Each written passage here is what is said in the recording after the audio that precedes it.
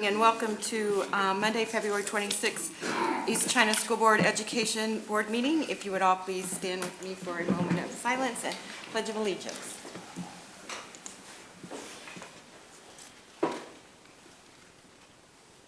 Thank you.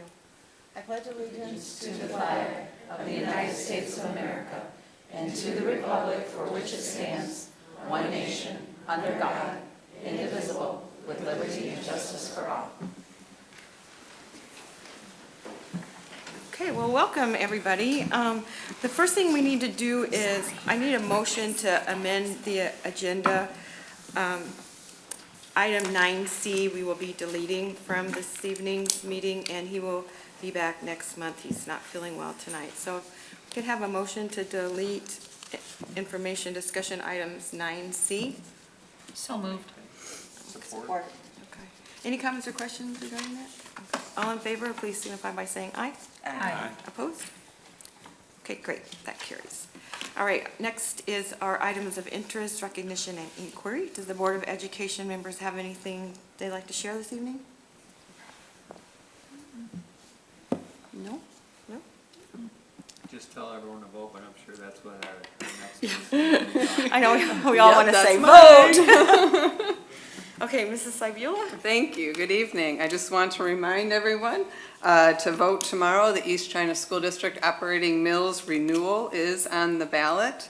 And just a reminder that this is a presidential primary election, a national election, so it is not a special election for the district. We're just adding our renewal to the ballot. Thank you. Great, thanks. Okay, so next up is our special recognition for the evening, and Mike Domagalski will have our East China Educational Foundation grant winners. Is that helpful? All right, thank you. Superintendent Sibula, President Frank, members of the board, community members as well. Mike Domagalski, really blessed to be the chairman of the East China Educational Foundation, doing some good work for our district and community. I am here tonight to talk about some grant award winners, but a little bit about the foundation. Once again, we do this twice a year. The foundation's an endowment fund through the Community Foundation of St. Clair County.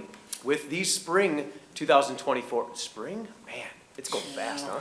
With these spring 2024 awards, over $213,600 has been given out in grants through this foundation. So we're very proud about that. With the 2024 Spring Grant Awards, all 18 applications are being funded. We got 18 applications, and once again, all of them are being funded in one way or another. 11 of these grants, ranging from $156 to $750, are being awarded tonight by the ECEF, our foundation, for a total of just under $6,000. However, the remaining 7 requests have been also approved and are being funded through curriculum and other grants to the district, totaling $3,437.10. We're really proud of that. Before I get into the grant and award our first one, I'd like to invite our East China Educational Foundation board members up with me, because sometimes it's just me and it's a little lonely up here. So I see Mrs. Franks back there. I know we have a couple East China board members as well up here. So Mr. Miller, yeah, absolutely. Trustee Becker, if you're willing. Right. Do I have any other foundation board members? Please, Angie Gleason. Right. It's always good to see, who's behind the scenes, so thank you so much. So I'm going to get right into it. The first award winner, and I'll ask Lisa Franks to hand out the certificates. Thank you. Our first grant award winner will be Stephanie Manano. She's from Palms Elementary School. She'll be purchasing yoga mats, a yoga mat holder, and a year subscription to Cosmic Yoga for Kids. So congratulations, Stephanie.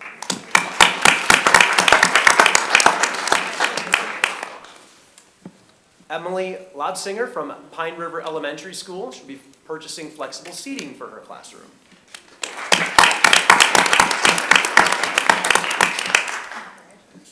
Jessica Jones from Gearing and Pine Elementary Schools will be purchasing portable pickleball nets, balls, and paddles for her physical education classes. Lori Hannon from St. Clair Middle School will be purchasing supplemental art supplies to help with the fine motor and problem-solving skills for all of her 6th through 8th grade students.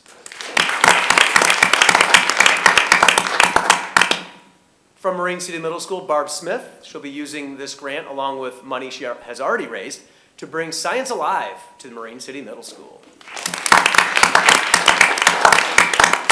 Amy Smallwood of St. Clair High School. She'll be purchasing an annual membership to GimKit, Booklet, and Quizlet. Say that 10 times fast. To improve the use of technology in her Spanish classrooms. Emily Cobine of Bell River Elementary School will be purchasing flexible seating for her classroom.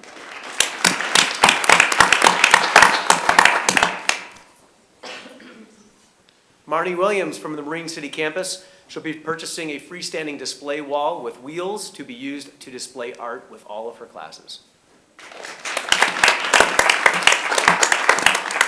And Mr. Reinhardt accepts in her honor. Mrs. Christy Nichols from St. Clair High School will be purchasing food and supplies for her peer-to-peer end-of-the-year banquet. Mr. Maroon accepts. Thank you, Mr. Maroon. Michelle Drum of Bell River, Pine River, and Gearing Elementary Schools will be purchasing various games to be used in her physical education classrooms.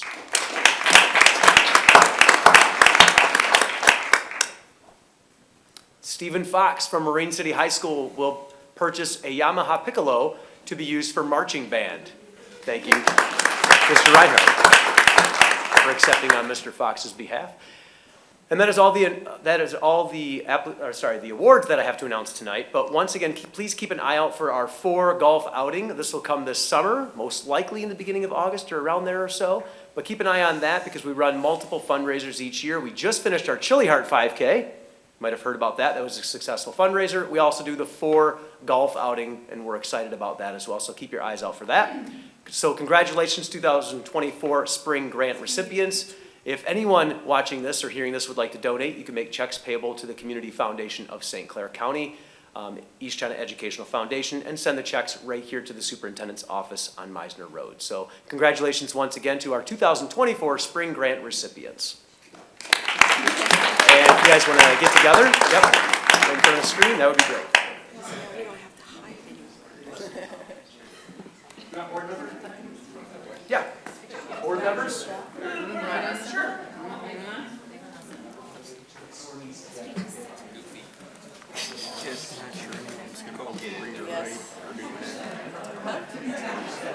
It's okay, if you don't want to, you don't.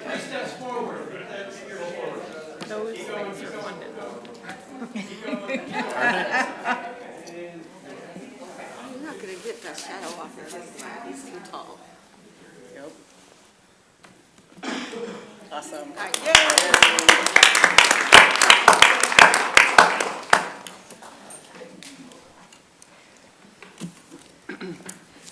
Okay, our next item is our academic spotlight, St. Clair Middle School.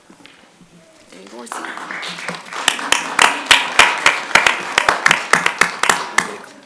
Go, Amy.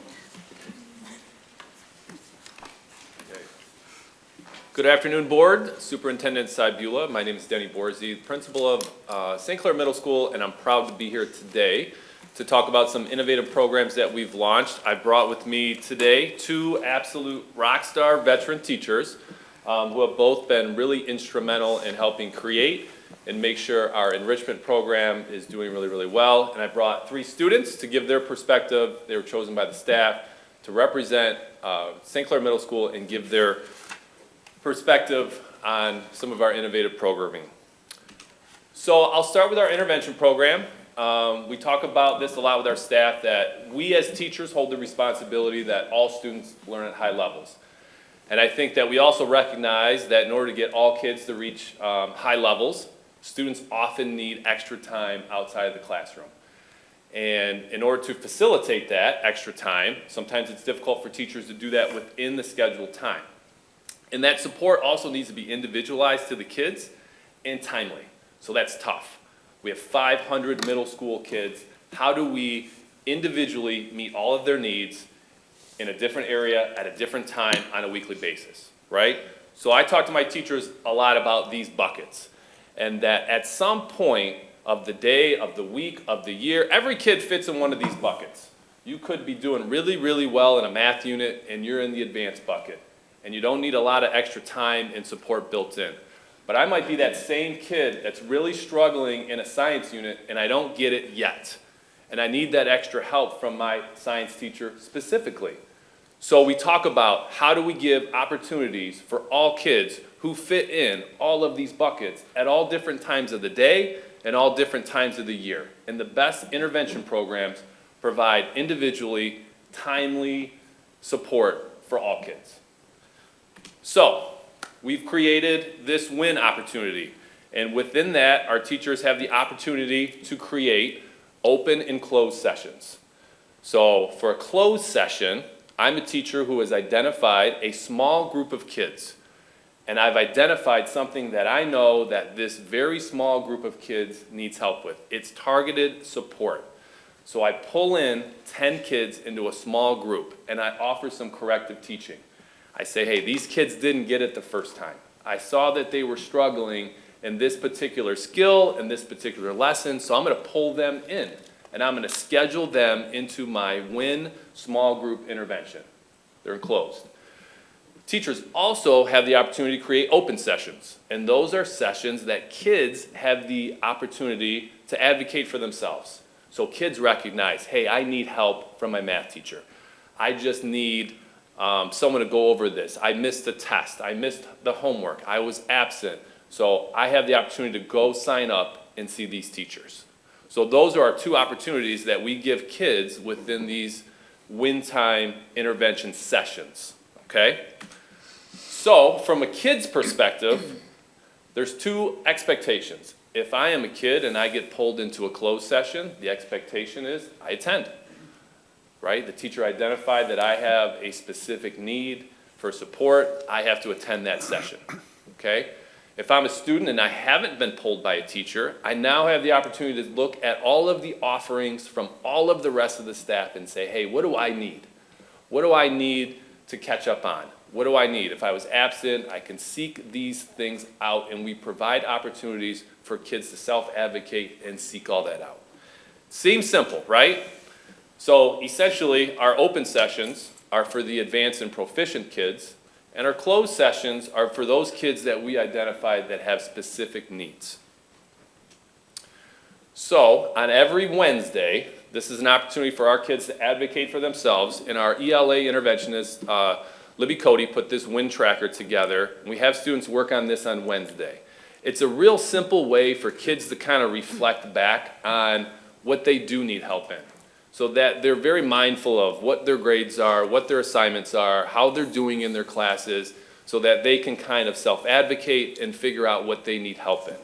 So we have students go through this activity every week, okay? So all of that seems great, but how do we move 500 middle schoolers to different spots every single day, every single week, where they're constantly going to something that they need? It seems really, really complicated, but with the help of technology, it's not.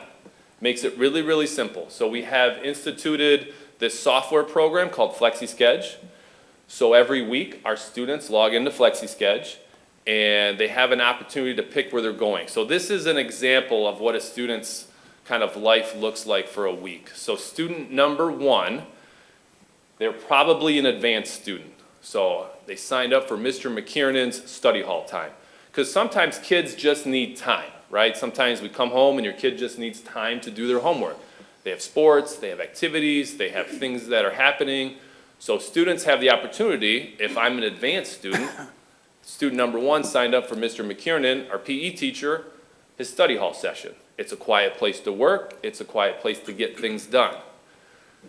The other 2 days a week we have enrichment, and they've been scheduled in, and then the student identified, they said, you know what, I'm struggling in Spanish, and I need specific help on AR verb conjugation and question words in Spanish. So that student went into the system, they saw that Mrs. Flynn offered a session that is directly related to a skill that they needed help with, and that student signed themselves up for that.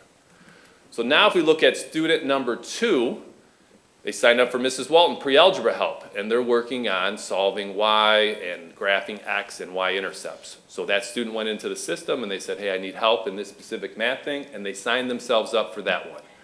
If you notice, student number 2 on the far right, they have a session with Mrs. Smith, and there's a little red check next to that student's name. So that indicates to me and to that student that Mrs. Smith, our math interventionist, identified this student. And they pulled that student into a closed session. So when that particular student logs into FlexiSchedule, they will see, hey, I'm already scheduled for Thursday. I only have the opportunity to pick what I'm doing on Tuesday. So in a nutshell, that's kind of what our intervention system looks like. It seems like a very complicated thing, but again, with the help of technology, we've been moving 500 kids to different spots every day, with the exception of Wednesday. Wednesday, they stay in their location. But it has really given students an opportunity to advocate for themselves, and it's really given our teachers an opportunity to identify, check for understanding, and find opportunities for kids to reach proficiency. So next, I'm going to bring up Mrs. Walton, and she's going to talk a little bit about our enrichment program. Good evening, everyone. I'm Amy Walton. So first of all, just to kind of piggyback on what Mr. Borsey said, as a teacher, I absolutely love this program that we have going, our intervention and enrichment. For the intervention part, I just wrote down a couple of things that I really think are important that are helping the kids. I love it because, like Mr. Borsey said, we can pull in small groups and reteach those skills that the kids might be, you know, maybe they were absent, maybe they were just struggling, maybe they need to see it a couple more times. So that is a wonderful thing to have and to offer to the kids. It allows for students that have been absent to take tests, quizzes, or if they didn't finish a test or quiz, they can come in during those times as well. And often, I guess from the student's perspective, I see it as a sense of ownership. That win tracker that was pictured up here, the students come in, like you said, every Wednesday, and they pull up Skyward and they write down their core subjects, and they write down what their percentages are, what their grades are, how many missing assignments they have. And then over to the side, they write like where they think they should go, and then they have to show it to me, and then I look on their Chromebook that they've actually selected. So sometimes actually it promotes a conversation between the teacher. Even though I might not be one of the teachers they need to see, we might have that conversation like, oh gosh, it looks like you're missing 4 or 5 science assignments. Maybe you need to see your science teacher. So I love that part of that program. But I'm really, really, really here to talk about the enrichment. So there are 2 parts to our overall program, and the enrichment part, so basically I'll tell you what it is. So the enrichment part of our program provides fun learning opportunities for all kids. Enrichment is every Monday and Friday from 2:05 to 2:35, so 30 minutes twice a week. Students are able to choose, that's a very important word for me and for them, their enrichment from a large list of offerings through the FlexiSchedule program that we talked about earlier. And students are offered 4 different rotations for the year. Now, why did enrichment come about? So I was trying to remember how exactly this did come about, and I think we all came in this room. It was a small group of teachers from both ends of the middle school, administrators in here, and we said, hey, we need to do some type of intervention. So there were a lot of different programs brought in. I think Suzanne she sampled from other schools. We looked at them. We worked many, many, many hours to come up with what we thought would be helpful. And when we were all said and done, we had this 5 days a week. We figured out where we were going to place it in the day, the beginning, the middle, the end, and we were pretty happy. And then someone said, what about the fun? I think I may have said that. I said, where did it go? I said, where are these kids learning everyday skills, things like cooking or sewing or woodworking? How can we encourage kids to like interact with one another, with their peers and teachers post-COVID? I mean, I think if you talk to any teacher and any administrator, they've seen a difference in kids since COVID. And then we said, how can we foster these positive relationships? And we basically said, kids need this in middle school, and teachers need it too. We were missing out on the fun. So we got together and we brainstormed because we were like 5 days a week, that's maybe too much for middle schooler. They need something else that's gonna bring them to school. So it was suggested in our small group, we said, hey, listen, teachers have a lot to offer. We all have interests or things that we like outside of the school day. What if we surveyed the teachers and we brought in skills that we might have that we might be able to share with the kids?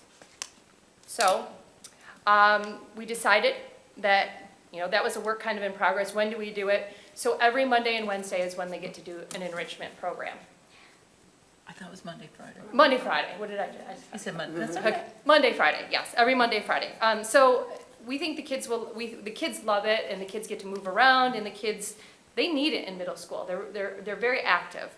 So from here, I'm gonna hand it over to Trish. She's gonna explain the enrichment program, basically how we created it, and give you some samples of what the kids have for offerings.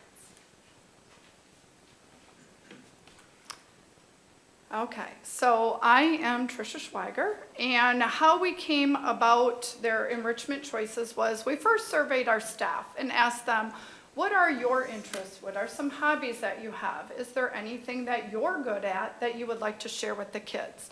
So we created our teacher survey. They gave us their ideas, what their interests were, and then from that, we passed it on to the students. And from our interests, we asked them, what are you interested in? So the kids went through, they made their choices, and then they also went and they added any other things in case we were missing something.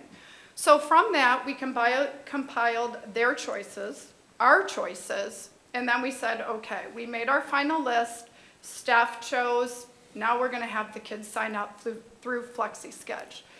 And being on the committee and like having a vision and being excited and wanting to see the kids excited, I was like, how is this gonna work? So the first time the kids get their choices, now they're gonna go into FlexiSketch. Mr. Borsey comes on and says, all right, everybody log in. And these kids had their Chromebooks open and they were so ready. And he's like, I'm gonna open it. And they're like, refresh, refresh, refresh. And then all of a sudden they're like, it's open. They're like, yes, I got photography. And like, it was so refreshing to see the kids excited, because that was our vision. But to actually see it happen, that was pretty great. So I think we brought the excitement back. As we said, the kids rotate. They're gonna go through 4 sessions. We do not allow them to choose what they had the previous. So that gives them an opportunity to get a different vibe from different teachers and whatnot. So some of our offerings, and this is a small sample, we ended up with over 35 ideas. And so we have Legos, we have pickleball, we have esports, we have a golf simulator, music appreciation, photography from our wonderful Mrs. Hannon and all her pictures. Then we have some skill-based ones like chess, sewing, blogging. We have a links program. We have babysitting safety. And we are very fortunate that we now have boater safety. So the Riley Gleason Foundation is sponsoring that. So we're very lucky for that. I have a special place because Riley is very close to my heart. So that's exciting, but the kids get to do this every Monday and Friday at the end of the day from 2:05 to 2:35. So I think we have brought back the excitement. I think we brought back where kids were excited and we got to see that, and we're very fortunate that what we had a vision of, I think went in, and I think we've implemented that. And now? Here's just a couple of pictures. Golf simulator is really cool if anyone wants to work on their golf game before the golf outing next year. So here's kind of a week at a glance. So again, Monday and Friday, this is what it looks like, and Tuesday and Thursday is the intervention. On Wednesday, the kids stay in their 6th hour. They work on their wind tracker. So that's kind of a week at a glance of what it looks like.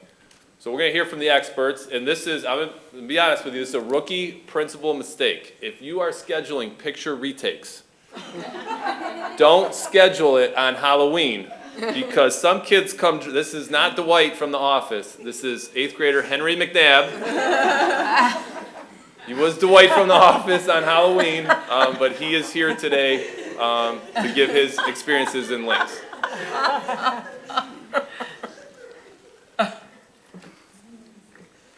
Hello, my name is Henry McNabb, and throughout this year I have been a link during enrichment time.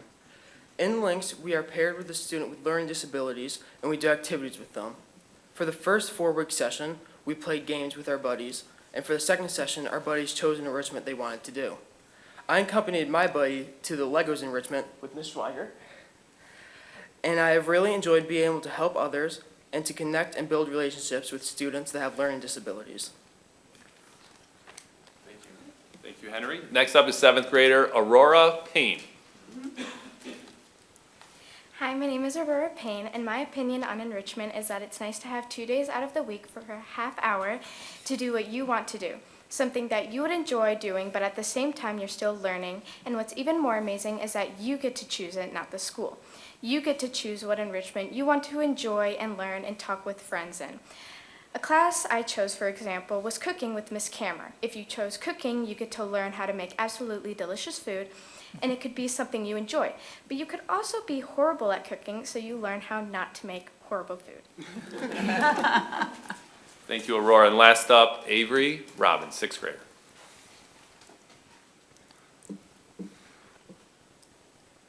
Hi, my name is Avery Robbins, and I came here to talk about the Nature and Environment group. We have been doing this since the beginning of the year, and we have made such a great impact on students of SEMS. At the beginning of the year, we started out with only bringing in one big recycling bin, but as the year went on, we are now using three recycling bins. We also go around the school and collect the recycling from the classrooms on Fridays. On Mondays, we do activities such as decomposing pumpkins, making posters to put around the school, and sometimes we do the morning announcements. We hope to continue making an impact on students and teachers to take care of the environment around them. Thank you, Avery. And that is our presentation. Are there any questions? It's a great program. I love it. Yeah. Awesome. We're Yeah. really excited about it. It's been going really, really well. And I think that the big hangup is how do we do it? How do we facilitate it? How do we move kids? Right. And the Flexi Sketch program has been really successful. It's easy for kids to use. It's easy for staff to use. And that's really been a game changer for us. I wanted to say, what was it, a couple weeks ago, Suzanne, when we had the superintendent's advisory committee? Yep. At St. Clair Middle with. It's a student advisory. The student advisory, I'm sorry. That's okay. And the kids were really excited about it, and that's when I heard about this program. And thanks to the teachers for bringing your, passion and teaching the kids, because I know that's another layer that you're having to deal with, and we appreciate it. It doesn't go unnoticed, let me tell you. There is no question the success is because of the teachers. They own it, they built it, they created it, they're really vested in it, they really own it, and it's on them, 100%. Great. Excellent. And this is Yep. at both ends of the Yep. district? I wanted to make mention that Marine That's City awesome. Middle School is also running this same program, so we're excited to have it at both ends of our school district. That's great, great, great, Awesome. great. Great job, everybody. Thank you, everybody. Thank you.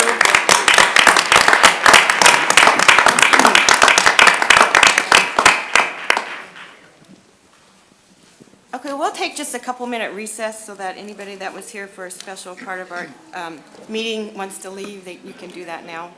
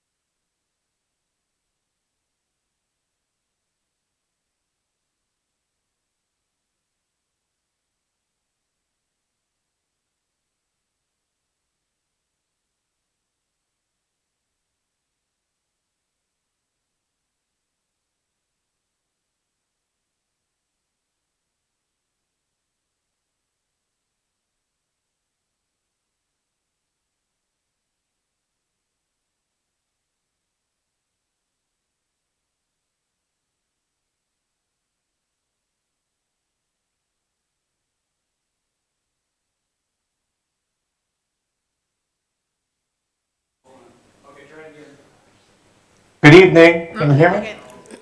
There we go. Excellent. RJ, a couple more. Okay.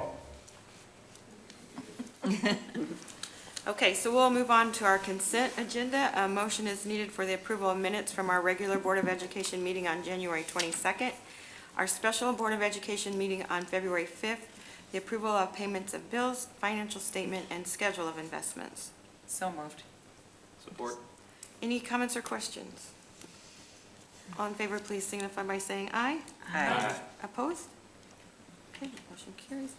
Okay, we'll move on down to our department reports. If anybody has something to share, please do. If not, we'll just move on to the next one. Good evening. I just wanted to give one final reminder in regards to kindergarten roundup. It will be held next week at each of the elementary schools from 4 to 6, starting with Palms on Monday, Pine River on Tuesday, Gearing on Wednesday, and Bell River on Thursday. So anyone with any young fives or kindergarten students, class of 2038, please come out for that next week. Thank you. Crazy. Thank you. Good evening. I have nothing new to report tonight. Thank you. Okay, thank you. Good evening. And from the business office, I just wanted to share that we have 3 of our larger contracted services up for renewal this year. So we're preparing packages to go out for bid. Those services are lawn maintenance and snow removal, waste removal, as well as fire monitoring services. Thank you. In addition to our regular updates for special education department, I just wanted to share that we're in the process of planning for next school year already and scheduling and accommodations and placements for our students and reminding our staff that we're to hold those move-up meetings for all the students so that the receiving buildings know what students are getting, their needs that they have, and all the necessary testing and evaluations that are necessary, so we're thinking ahead for next school year. Hard to believe. Great, thank you. Over the midwinter break, Watson Brothers completed the installation of a new domestic hot water reserve tank at St. Clair Middle School. The tank that we replaced was from the original construction, and it had rusted out and started leaking. This is a good example of some of the work we do, emergency repairs with the sinking fund. Great, thanks, Kirk. It was my fault, we couldn't hear RJ, I had everybody muted. Just real quick, I'm excited that one of the projects at St. Clair High before they can start working on the parking lot and new classrooms was getting the fiber optic cable rerouted. So we're pretty close to getting that done. I just wanted to mention they did their boring today, put the new conduit in. We're gonna cut over probably, we're hoping next Thursday, March 7th. So fingers crossed, that's actually, in my world, that's a big to do. So I'm excited to have that one behind us. Thank you. Good evening. The security department this month we've hired another security specialist. So now all of our secondary schools, including this building here, has a security presence during the day when the students are in school. And as well, we hosted,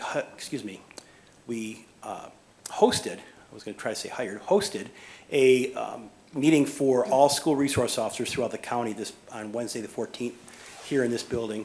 That comprised of Michigan State Police, the County Sheriff's Office, local police departments. All school resource officers came here to the building, and we shared information about things that are going on in the schools and things we're working on on a countywide basis. Thank you. Thank you. Okay, we will move on now to our committee reports. And we have a policy update? Yes, just a quick one. I want to let the board know that I did receive another packet from Troon for policy updates. There's one update in there and some wording changes and adjustments that need to be made, and we'll discuss those at the next policy meeting. Okay, thank you. Okay, Bond 2020 discussion and action items. The asbestos abatement at St. Clair 612 campus, which is the St. Clair High School currently. Okay, the first recommendation tonight is for the campus abatement at St. Clair 612. In order to prepare for the upcoming renovations at the St. Clair 612 campus, it's necessary to complete the asbestos abatement work before construction begins. In conjunction with Arch Environmental Services, the specifications were put out for public bid. After completing the post-bid interviews with the lowest responsive bidder, It is being recommended that Total Environmental Services LLC be awarded the bid in the amount of $104,100. And then the second recommendation tonight is for Bell River and Pine River rooftop HVAC installation part. If you remember, we did the pre-purchase for the units a while ago. Those units are in at the supplier, and so this has to do with the installation part of it. In order to install the new rooftop HVAC units at Bell and Pine, 4 different bid categories were created to allow for the different trades that will be required to complete the installation. In conjunction with TMP Architects and Engineers and Alt Construction, the specifications were developed and put out for bid. After completing the post-bid interviews with the lowest responsive bidders, all of the lowest bids are being recommended, and they're in the recommendations. Is there any questions? Okay, thank you. Okay, thank you. Okay, so at this time, a motion is needed for the board to approve the St. Clair 612 asbestos abatement bid to Total Environmental Services LLC in the amount of $104,100. So moved. Support. Are there any comments or questions? All in favor, please signify by saying aye. Aye. Opposed? I also need a motion for the Board of Education to approve structural steel to cast erectors in the amount of $29,500, roofing to ESCO Roofing in the amount of $22,000, HVAC mechanical to K&S Ventures in the amount of $208,000, K&S Ventures in the amount of $29,570, and the total amount for those recommendations is $289,070. Need a motion? So moved. Support. Any comments or questions? All in favor, please signify by saying aye. Aye. Opposed? Okay, thank you. Where are we at now? Okay, so now we're going to move into our information and discussion items. We have our bond 2020 update. Suzanne? Yes, I have the privilege of providing the bond update this evening. For the Marine City 612 campus, demo and electrical work has begun in Area K, which is the old Riverview East wing of the building. The work in the kitchen is nearing completion. We're just waiting on the final inspections. The same for the media center, nearing completion, waiting on final inspections. The team is preparing to start the work in the pool area, which will begin in April.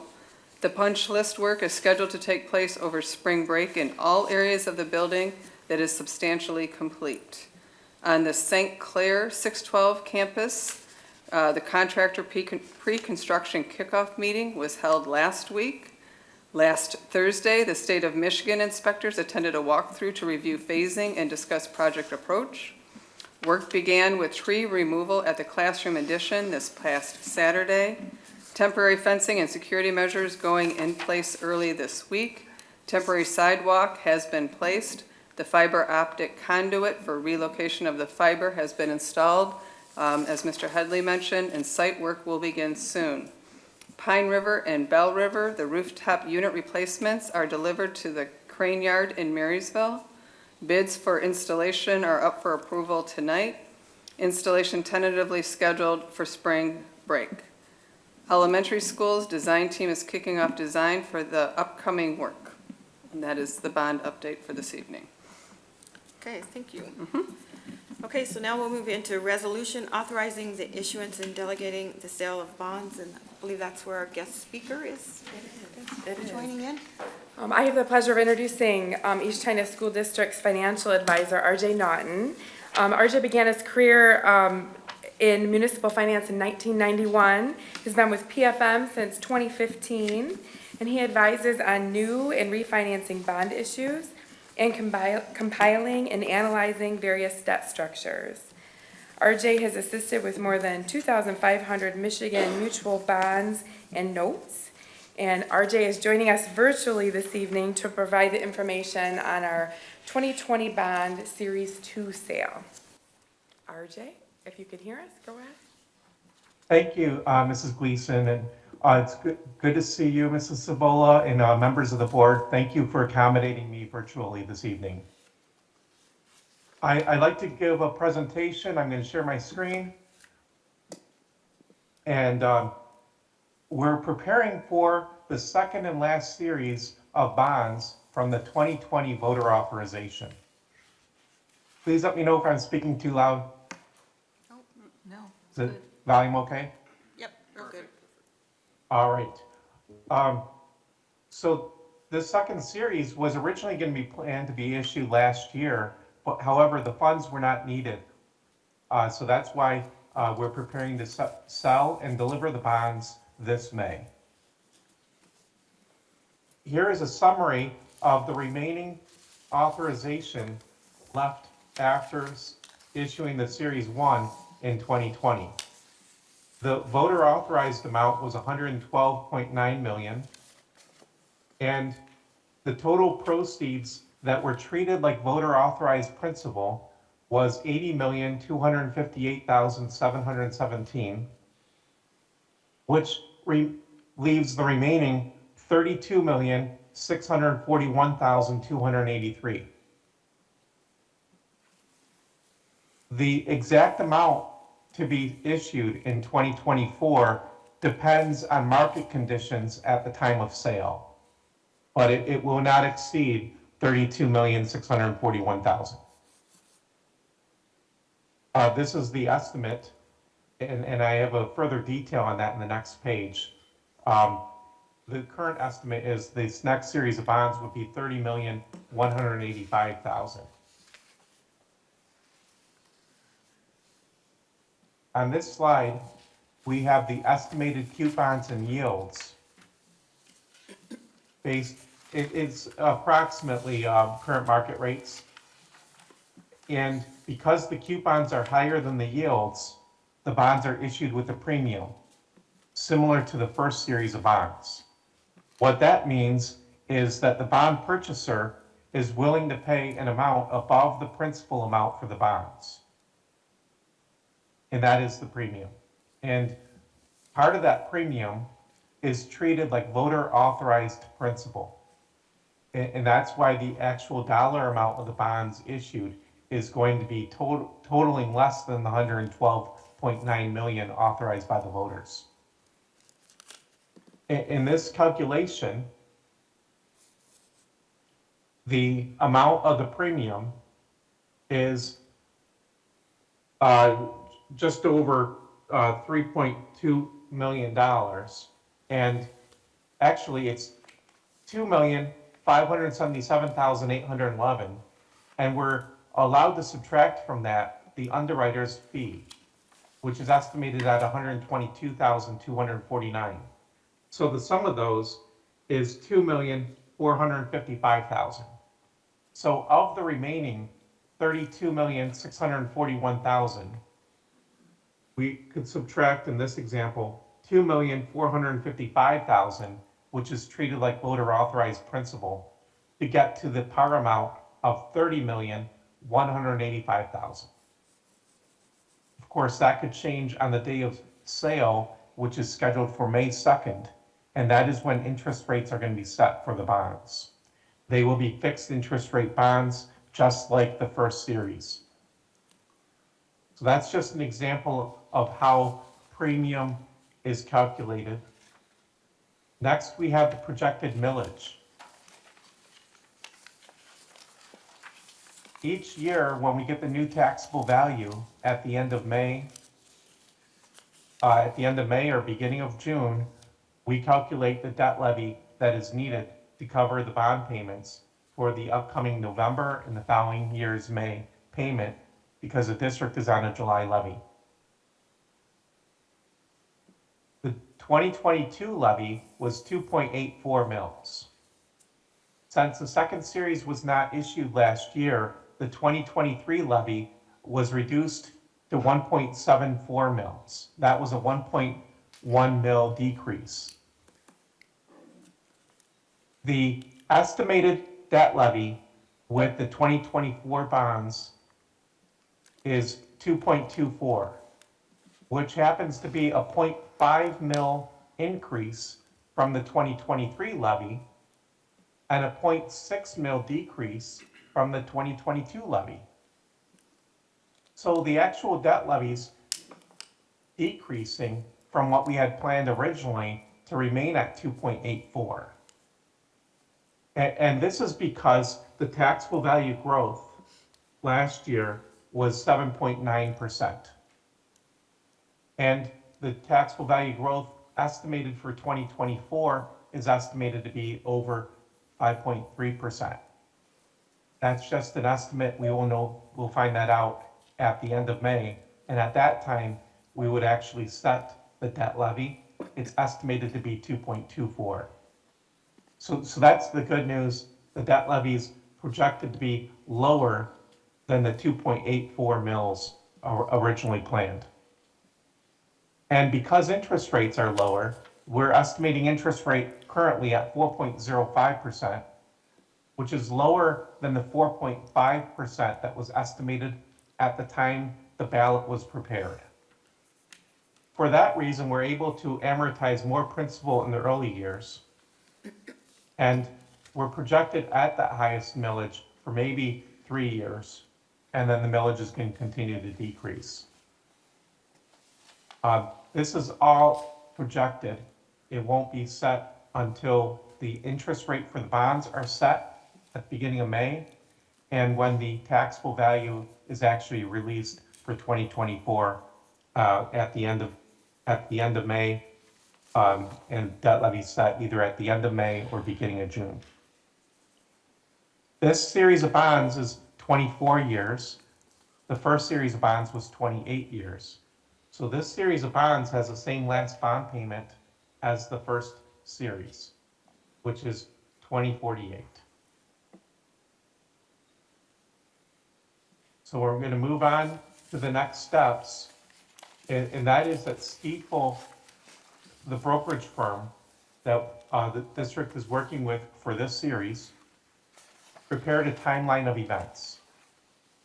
And that timeline of events has a bond sale currently planned for May 2nd and a delivery for the bonds of May 30th. Preparing for that, the authorizing resolution is to be presented before the board for approval. I believe that's scheduled for your next board meeting. And then we need to prepare the official statement and also have the credit rating approved. And the preparation of the official statement, that is a joint effort between Angela Gleason, our office, and also Stiefel brokerage firm. And we have to get the credit rating and the official statement before we actually have the bond sale on May 2nd. So those are the next steps. The authorizing resolution is for a negotiated sale with Stiefel. And that's a little different than the first series of bonds, which was competitive bid. Stiefel has submitted their estimated fee for the bonds, and all issuance costs are paid from bond proceeds. So that's a summary of this next series of bonds and the next steps. Any questions? Does anybody have any questions? Okay, so Stiefel's buying the bonds, That is correct. and then do they sell them to their clients, or they just hold them? That is correct. They sell them to individuals, mutual funds, various types of investors. Even some insurance companies often buy these bonds from the underwriter. The underwriter broker is Stiefel, and they act as an intermediary between the school district and the end holders of the bonds. Some of those bond holders may hold the bonds to maturity. Some of them may reoffer the bonds before maturity. All right, thank you. Any other By the way, Christine Griffiths from our office help prepare the presentation, and she will be assisting with this project too. Are there any other questions? Okay, thank you very much. You're welcome. If you think of any other questions along the way, please don't hesitate to ask. Okay, great. Thank you for being here tonight. You're welcome. Now, I'll sign off now. Okay, thank you. It's the only guy I know that thinks tax value going up is better for everyone.